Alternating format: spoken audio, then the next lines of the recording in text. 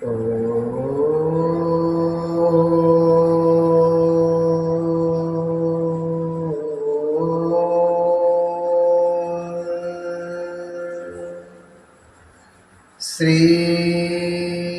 सांब शिवाय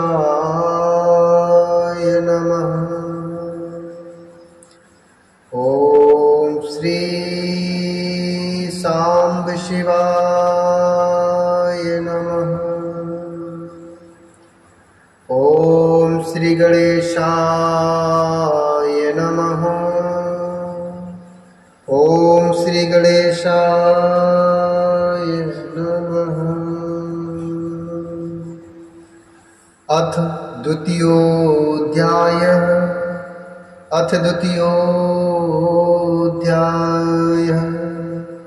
शिव पुराण का महात्म्य एवं परिचय। सूत जी बोले, साधु पृष्ठं साधव वस्त्रे लोकहितकारकं गुरुं स्मृत्वा भक्तस्नेहाद्वच्छे तच्छृणुत्तादरात्। वेदान्तिसारि सर्वस्वं पुराणं चैवमुत्तमं सर्वाघोघोद्धारकरं परत्रिपरमार्थदम्।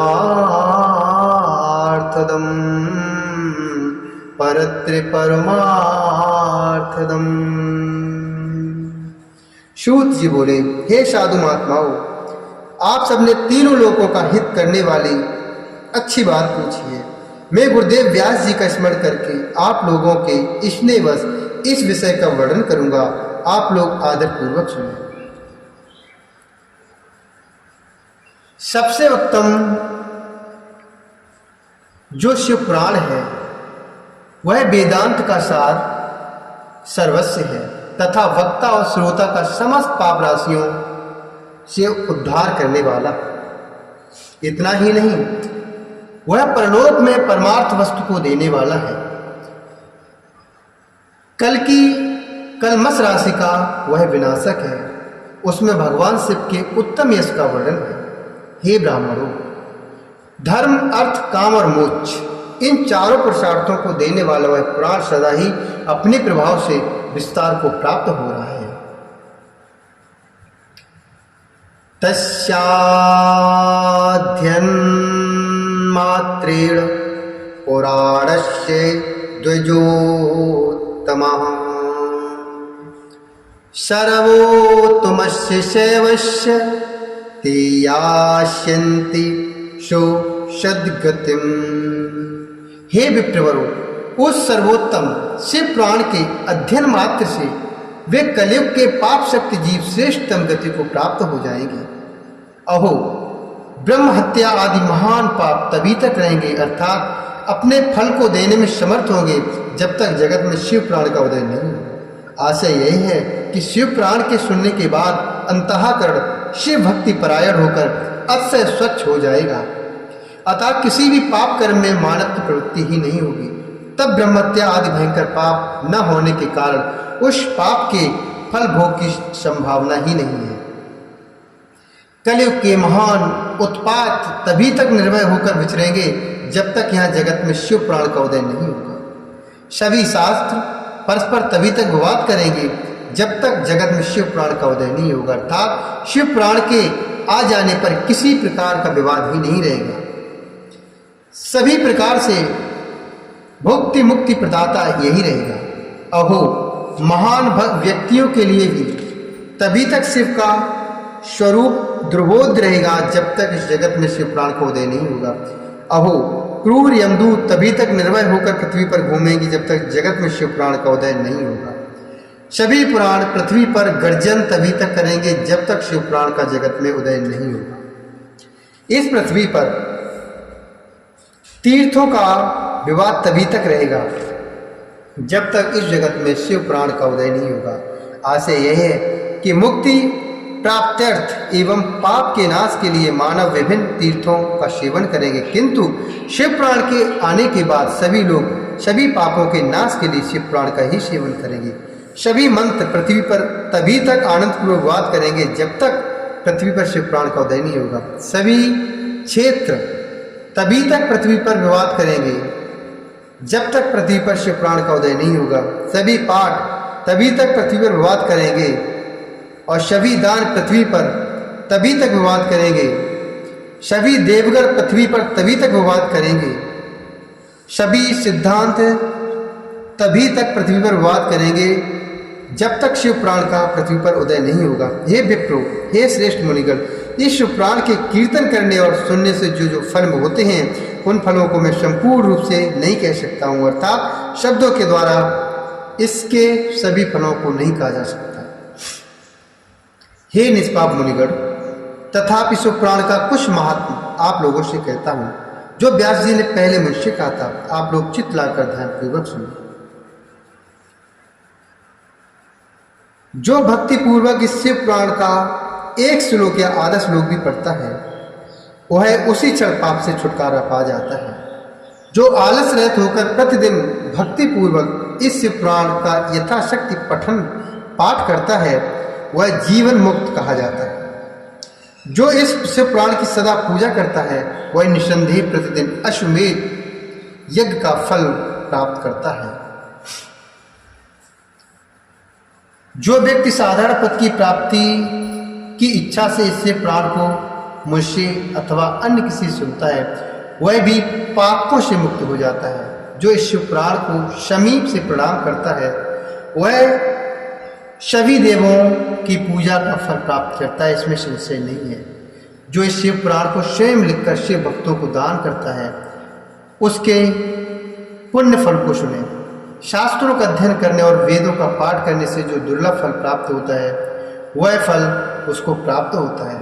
जो चतुर्दशी तिथि के दिन उपवास करके इस शिव पुराण का शिव भक्तों के समाज में पाठ करता है वह श्रेष्ठ पुरुष है। वह व्यक्ति शिव पुराण के प्रत्येक अक्षर की संख्या के अनुरूप गायत्री के पुरुषचरण का फल प्राप्त करता है और इस लोक में सभी अभीष्ट सुखों को भोग कर अंत में मोक्ष को प्राप्त होता है। जो चतुर्दशी की रात में उपवास पूर्वक जागरण करके शिव पुराण का पाठ करता है या इसे सुनता है उसका पुण्य फल में कहते हैं। कुरुक्षेत्र आदि सभी तीर्थों में पूर्ण सूर्य ग्रहण में अपनी शक्ति के अनुसार विप्रों को और मुख्य कथावाचकों को धन देने से जो फल प्राप्त होता है वही फल उस व्यक्ति को प्राप्त होता है। जो यह सत्य है, इसमें कोई संदेह नहीं है। जो व्यक्ति शिव पुराण का दिन रात गान करता है इंद्र आदि देवगण उसकी आज्ञा की प्रतीक्षा करते रहते हैं। इस शिव पुराण का पाठ करने वाला और सुनने वाला व्यक्ति जो श्रेष्ठ कर्म करता है वह कोटि गुना हो जाता है, अर्थात कोटि गुना फल देता है। जो भली बात ध्यान पूर्वक उसमें भी श्री रुद्र संहिता का पाठ करता है वह यदि ब्रह्मघाती भी हो तो 3 दिनों में पवित्र आत्मा हो जाता है। जो भैरव की मूर्ति के पास मौन धारण कर श्री रुद्र संहिता का प्रतिदिन 3 बार पाठ करता है वह सभी कामनाओं को प्राप्त कर लेता है। जो व्यक्ति बट और बिल वृक्ष की प्रदक्षिणा करते हुए उस रुद्र संहिता का पाठ करता है वह ब्रह्महत्या के दोष से भी छुटकारा पा जाता है। प्रणव के अर्थ को प्रकाशित करने वाली ब्रह्म रूपणी साक्षात कैलाश संहिता रुद्र संहिता से भी श्रेष्ठ कही गई है। हे द्विजो, कैलाश संहिता का संपूर्ण महात्म तो शंकर जी ही जानते हैं, उससे आधा महात्म व्यास जी जानते हैं और उसका भी आधा मैं जानता हूँ। उसके संपूर्ण महात्म का वर्णन तो मैं नहीं कर सकता, कुछ ही अंश कहूँगा जिसको जानकर उसी क्षण चित्त की शुद्धि प्राप्त हो जाएगी। हे द्विजो, हे ब्राह्मण, लोक में ढूंढने पर भी मैंने ऐसे किसी पाप को नहीं देखा जिसे वह रुद्र संहिता नष्ट न कर सके। उपनिषद रूपी सागर का मंथन करके शिव ने आनंद पूर्वक इस रुद्र संहिता रूपी अमृत को उत्पन्न किया और कुमार कार्तिक को समर्पित किया, जिसे पीकर मानव अमर हो जाता है। ब्रह्म हत्या आदि पापों की निष्कृति करने के लिए तत्पर मनुष्य महीने भर रुद्र संहिताओं का पाठ करके उन पापों से मुक्त हो जाता है। दुष्प्रतिग्रह, दुर्भोज्य, दुरालाप से जो पाप होता है वह इस रौद्री संहिता का एक बार कीर्तन करने से नष्ट हो जाता है। जो व्यक्ति शिवालय में अथवा बेल के वन में इस संहिता का पाठ करता है वह उससे जो फल प्राप्त करता है उसका वर्णन वाणी से नहीं किया जा सकता। जो व्यक्ति श्रद्धा पूर्वक इस संहिता का पाठ करते हुए श्राद्ध के समय ब्राह्मणों को भोजन करता है, ब्राह्मणों को भोजन कराता है, उसके सभी पितर शंभु के परम पद को प्राप्त करते हैं।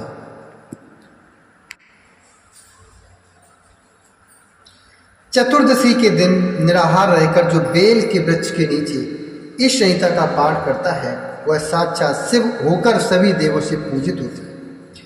उसमें अन्य संहिताएं सभी कामनाओं के फलों को पूर्ण करने वाली है, किंतु लीला और विज्ञान से भरपूर इन दोनों संहिताओं को विशिष्ट समझना चाहिए। इस शिव पुराण को वेद की तुल्य माना गया है। इस वेद कल्प पुराण का सबसे पहले भगवान शिव ने ही प्रणयन किया था। विद्येश्वर संहिता, रुद्र संहिता, विनायक संहिता, उमा संहिता, मात संहिता, एकादश रुद्र संहिता, कैलाश संहिता, शत रुद्र संहिता, कोटि रुद्र संहिता, शस्त्र कोटि रुद्र संहिता, वायव्य संहिता तथा धर्म संहिता, इस प्रकार इस पुराण के 12 भेद हैं।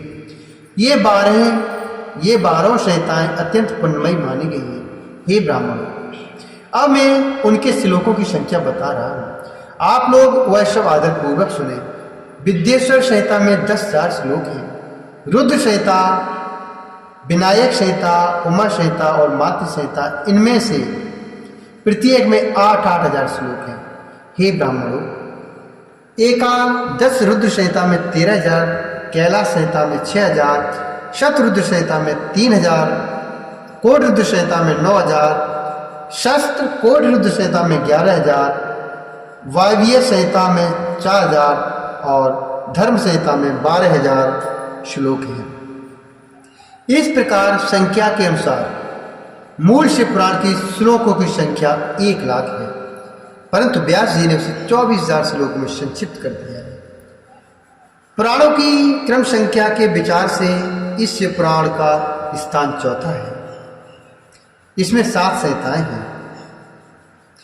पूर्व काल में भगवान शिव ने श्लोक संख्या की दृष्टि से 100 करोड़ श्लोकों का एक ही पुराण ग्रंथ बनाया था। सृष्टि के आदि में निर्मित हुआ वह पुराण साहित्य अत्यंत विस्तृत था। तत्पश्चात द्वापर आदि युग में द्वैपायन, व्यास आदि महर्षियों ने जब पुराण का 18 भागों में विभाजन कर दिया, उस समय संपूर्ण पुराणों का संक्षिप्त स्वरूप केवल 4 लाख श्लोकों का रह गया।